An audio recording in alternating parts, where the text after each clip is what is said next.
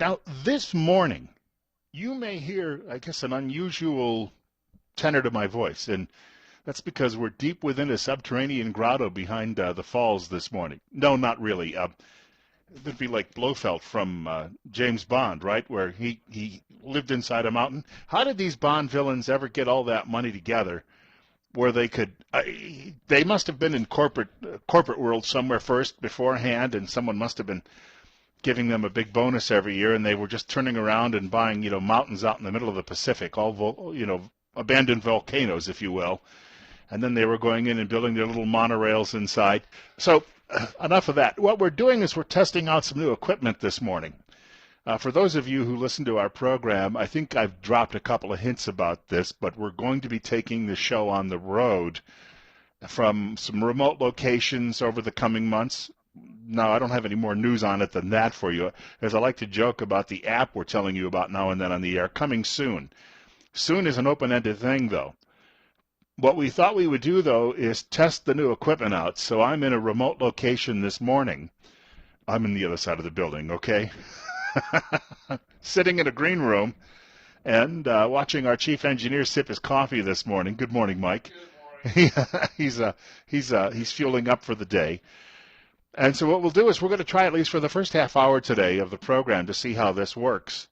Because, this is all new to us. This is a brand new piece of equipment called Comrex. It's a beautiful piece of equipment. But I am one of those people, just changing oil when I was young was always a challenge for me. Put the car on the ramps, pull the plug, drain the oil, and I used to scrape up all of my knuckles. And by the time I was done, I'd walk around with my hands all bandaged up for a couple of weeks. So just turning on a machine like this is a challenge for someone like me. Being a savant, there are certain things I know a lot about, but when it comes to the engineering side of the radio business, I'm lost. I do know a little bit about the political world because that's what I get paid to talk about on a daily basis. And I have a piece of copy from the Associated Press. Benito's in the studio this morning, too, as well. And Benito, you might want to chime in on this. We have a piece of copy here about the Constitutional Convention, which was getting a lot of attention on air over the last couple of weeks, if not months. In fact, it had been a discussion going on here in Idaho for the last couple of years. John Kasich, the governor of Ohio, was here about a year and a half ago, maybe 2 years ago, and he was promoting this notion of a convention of the states. And then Tom Coburn, who was a former senator from Oklahoma, he was here a couple of weeks ago, and he addressed some of our state legislators about this. He was known when he was serving in Washington as a budget hawk.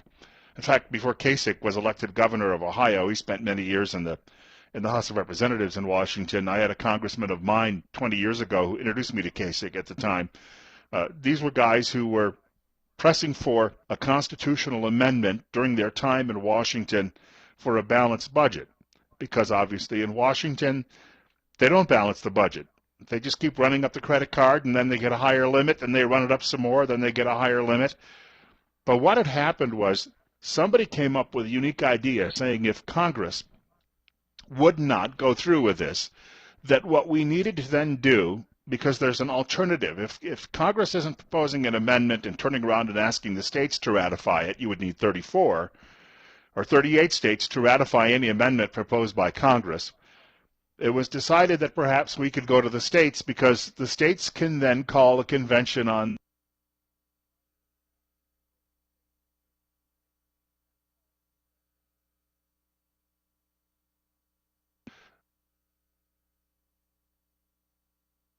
every day. So we're bringing this to you now so you can get some sort of a feel as to how this whole proposal came about. Now, there are 29 states in the country right now that have approved this convention of the states. Idaho would have been 30. Even though if Congress proposes one of these issues, it takes 38 states to bring it to fruition.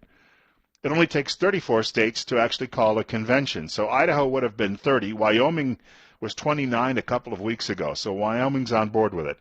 And it makes perfectly good sense if you're a conservative or a libertarian to have a balanced budget amendment and control the federal government's runaway spending. On the other hand, there has been a growing fear that if you call one of these conventions and you actually have the convention, that the convention delegates may decide to lock themselves in a room away from the public's eyes, away from the media's eyes, and go ahead and rewrite the entire Constitution, which people fear that happening. And I think it's a legitimate fear. And we had been expressing that with a great many of our legislators here in Idaho, gosh, for months now. Some people were coming along and saying, no, we could limit it to just that one issue, but there were enough in the way of legal eagles, that is, lawyers who were saying, no, that may not be true. This could happen. The history of that first constitutional convention, James Madison told a biographer in, I believe it was 1830. I just read this last week in the Washington Examiner. He said, we went into a room and kept the doors closed and kept it a secret for 6 months because we felt we couldn't get the work done we wanted to do if the public and whatever served as media of the day, and you think media was biased now, you should read the old stories from way back in the late 1700s. Media had an attitude then that makes today's media look like pikers in comparison. So it could have been done again in secret. And we raised the point yesterday. I heard a great comment from our Twin Falls County Fair director online yesterday. He was commenting about it to me, and that his concern too is that this thing could have ended up, because we don't know the composition of delegates. Does California, as the largest state with more than a tenth of the country's population, do they get to send over 10% of the delegates? Because if you suddenly have a convention of the states and a lot of these larger liberal coastal states get involved, then it may not be about a balanced budget amendment. It may be about controlling your life, telling you what you have to do, who you have to share the bathroom with. I know that this is hypothetical, and I'm just sort of throwing these things out there. They may not be what would come about. But that's the threat. That's the concern a lot of us had. Over the last few days, I had been reading a great many emails. I was getting daily updates from the state director of the John Birch Society. And I know they have an image that was created by media in the 1960s as being very dangerous people, but they're not. They're business people, they're ranchers, they're farmers. They're just essentially conservative Republicans, or call them conservatarians, which is a combination between conservative and libertarian. I think the person who best represents the viewpoints they've had over the course of my lifetime was the late U.S. Senator Barry Goldwater from Arizona, who was a pretty decent guy. So the state director, coordinator, if you will, of JBS, was sending out daily emails updating us on what was going on in the state legislature here in Boise. And this thing got reported out of committee in the state Senate last week, and it went to debate yesterday in the state Senate, was debated for a full 3 hours, and then there was a vote. And guess what? We will not have to worry about it, at least not this session, because the vote was 2-1, over 2-1, 24-11. So if it 24-12 would be obviously an exact 2-1. But 24-11 to kill the bill, and it appears that most of our local delegation here in the Magic Valley were against this bill. In fact, I had 2 nights ago, I dropped an email to State Senator Lee Hyder, who, of course, I live in his district, and it was very polite, and I expressed thanks for all the hard work that he does, but told him I thought that this was a really bad idea. Did it have any impact? I don't know. I do know, though, that there was an organized effort to get people to telephone the offices of their senators and their representatives, as well as drop them emails. Do it politely. But it may well be that a lot of these people already had the very same doubts we had. So, for now, and there's still a similar bill in the House of Representatives in Boise, but you need both houses to be working on this, and with one of them saying no and nixing it by such a large margin, then I think it's highly unlikely we're going to see it coming around anytime again soon. That's not to say that if somewhere, somehow they find 5 more states around the country who are willing to get on board with this, that it could still happen. But Idaho will not be state number 30, at least not at this point. So there you go. I wanted to bring that up this morning, and we closed the show talking about this yesterday because just as we were wrapping up the show, there were demonstrators who were showing up outside the Senate chamber, and polite, again, they were not, hey, hey, ho, ho, your senators have to go. They're a little bit more original on the conservative side when it comes to these things. They had a very polite conversation with senators as they were entering the chamber, expressing. So it was one of those days you can't really tell, I think, at the moment who had the influence. Maybe we'll find one of the members of our Senate delegation in the next few weeks who can tell us if indeed the public's input on this had anything to do with the decision. But for now, those of us who are concerned about a runaway convention we're out of danger. Telephone number if you'd like to reach our program today, 736-0300. 736-0300. And I'd like to also, we've got about 3 minutes to go before our first break here, so I could potentially squeeze a caller in if we had an opportunity, maybe even two. And a couple of other things about, since we're talking about some state issues, there's a possibility we'll have a guest joining us coming up at 9:30 this morning. State Representative Christy Zitto is occasionally on the program with us, and she comes from Hammett in Elmore County and represents not only Elmore County but Owyhee County and portions of Twin Falls County as well. She dropped me a line yesterday. She has a committee hearing coming up at 9 o'clock this morning. But if she's out of that committee hearing early enough, she's explained to us that she'll be able to take a bit of time with us to talk about some legislative issues. She was the woman on the air with us a couple of weeks ago talking about some of the latest gun legislation. They were looking to have the Castle Doctrine. That may not happen this year. But interestingly enough, there's some other gun discussions going on in the legislature right now. One of her allies, political allies, Ron Nate, who hails from over in the Rexburg area, has proposed a bill that would allow, and this would be an elective, you wouldn't be forced to do it, but to teach firearm safety in Idaho schools. Probably not a bad idea because we don't have permit, you don't need a permit any longer for concealed carry, which means a lot of people out there potentially can carry. We'll talk more about this perhaps tomorrow during our segment on the air firearm segment, but I want to make clear that if we had people who actually were in schools who were teaching safety, that indeed you'd have people then coming out of school who would have a healthy respect for firearms. And if they decided when they were 21, and you have to be 21 to, fully realize that permitless carry, but the training you would get while you were younger would translate well into your life beyond that. So just something to share with you too. We've got about a minute before the break. Also, I don't know if it'll be Keith Thompson or not. We're likely going to be talking to Keith, but we will have someone joining us in about 10 minutes from Idaho State Police. And discussion, by the way, state police are dealing with some of the same traffic issues the rest of us are dealing with at the moment. And that's the fact of the matter is we have a great deal of problems with our roads right now. I just read this morning where Speaker Bedke, speaking of state legislators, has said that we'll try and free up, at least for now, $52 million in emergency funds for road repairs. And I don't think this is a secret to anybody. You're out there driving anywhere around this area, you realize we've got some problems on the roads because there's some big, big craters out there.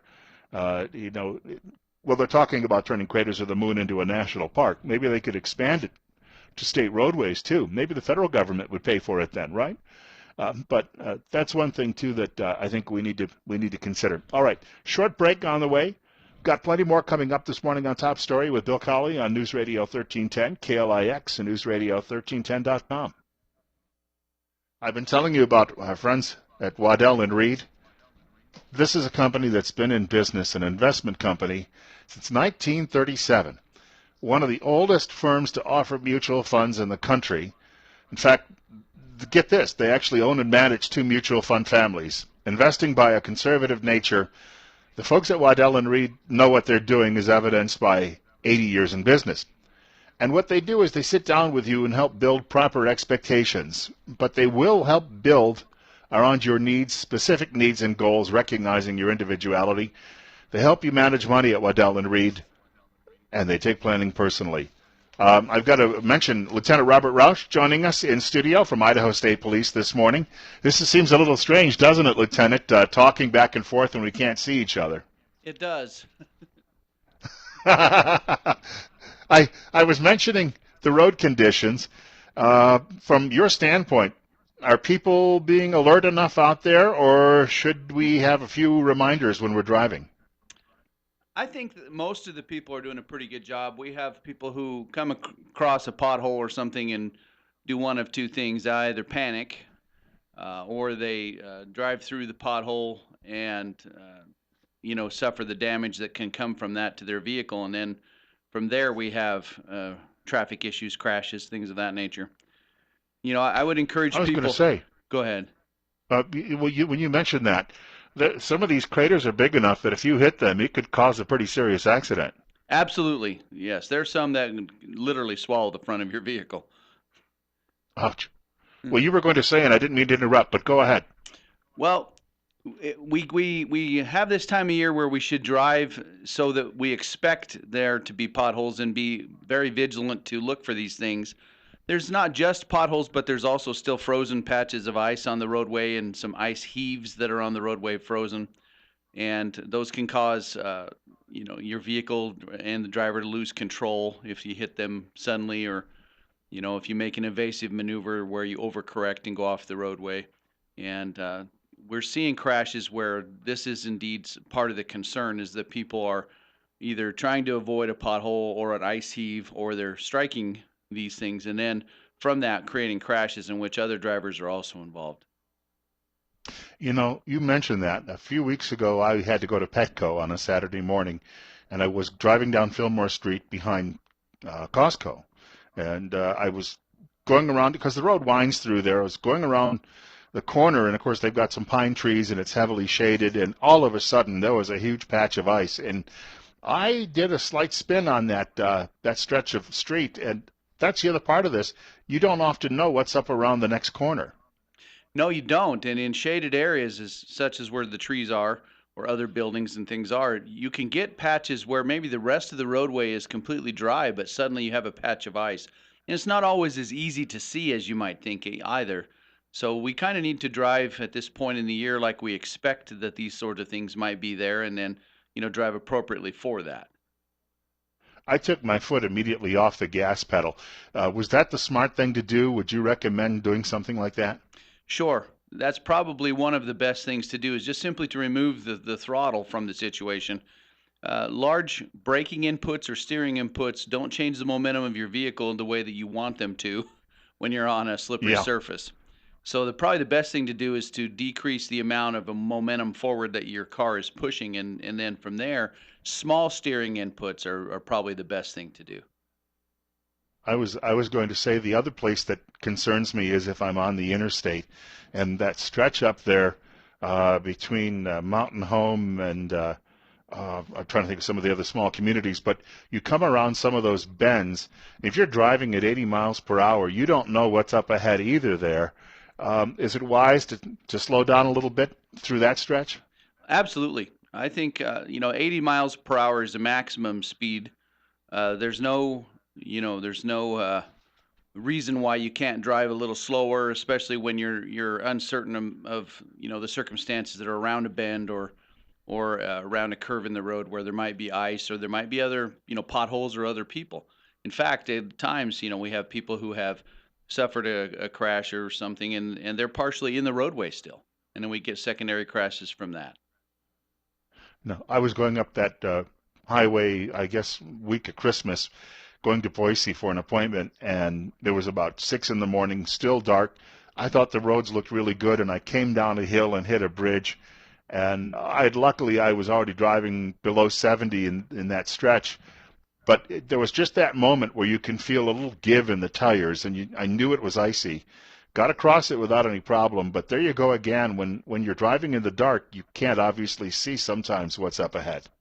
No, and I think even heightened caution. I tell everyone that during this time of year, any year where the weather might be a concern, if you can drive during the daytime, that's by far the best choice.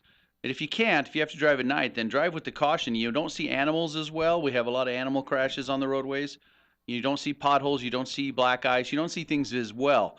If you just decrease your speed a little bit, oftentimes you can avoid these crash situations in the first place. I was going to say, if there's an elk or something in the highway, they're not easily spotted at night because, they're a little darker in color than, let's say, a snowbank. Correct. And they tend to do unpredictable things too. They're animals, and so sometimes they'll be heading across the road from your left to your right, and suddenly decide to go back to the left. And that's your natural path to try and dodge them, and we end up with crashes that way as well. We got a few seconds left. From your perspective, if somebody sees something out there, they probably make the assumption that you already know about it because you spend a lot more time on the roads. But if there's a serious issue with a road somewhere, should they give the office a call and just double check?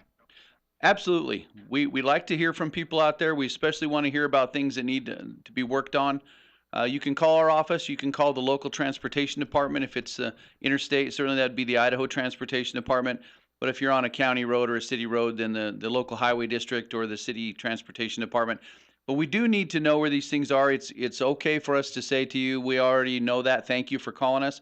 But oftentimes we end up saying, oh, this is a new one. Thank you for letting us know. Well, Lieutenant, always good to talk to you. Whether we can see each other or not, it's still good to talk to you. Likewise, Bill. Thank you. All right. Have a good day out there and be safe. Thank you. We've got more coming up in just a few minutes. As I mentioned, we expect to be joined by Representative Christy Zitto about 9:30 this morning, although that is dependent on her committee meeting getting out early. We've got plenty more ahead on KLIX. Wanted to point out, for those tuning in this morning, telephone number to reach our program, 736-0300. Now, it's a good thing I've memorized that because I've been doing this job over 2 years now. I have it written down and taped to the soundboard in the studio, but I don't have it in front of me today. But 736-0300. You know what'll happen 5 years from now? I'll be working in Waukegan, and I won't have it in front of me. And the way the mind works, I'll say, call me at 736-0300. And I'll be giving out the wrong call. It happened to me already here. One day I was on the air and I gave out call letters from a place I worked at 100 years ago, or so it seems. And it's like one of those things. There's no rewind gear. You can't, on live radio, you can't turn around and reverse that. Hey, quick note, I wanted to mention this. Next Wednesday morning, we're going to do something unique when we have Dr. Jonathan Tripp in studio with us. Normally we have a set topic. We talk about a medical issue and I break that down for you every week between 8:30 and 9 o'clock on a Wednesday morning. Next week, the doctor is actually just opening the phones, and he's going to be asking you about your own medical issues. Any question you have related to your health, he's going to take those calls. He has an ER background, used to work, of course, in emergency medicine. He's worked in the dermatology area. Of course, he family practice, so he can answer a wide range of questions you may have. That's coming up next week on the program. And remember, Dr. Tripp is still looking for new patients. His office can often see you if you're a patient on the very same day if you call in the morning with a medical issue. The office is located on Fillmore Street, directly across from the main post office here in Twin Falls, and life's too short not to feel good. Hey, a couple of other quick things since we're talking about issues going on around the state. There have been a lot of people who've criticized the decision coming out of that Dietrich case. The assault, was it an assault? I'm not quite sure how you describe this. Some people claim, well, a black student was raped in a locker room by some of his teammates. The judge has stated there was no rape involved.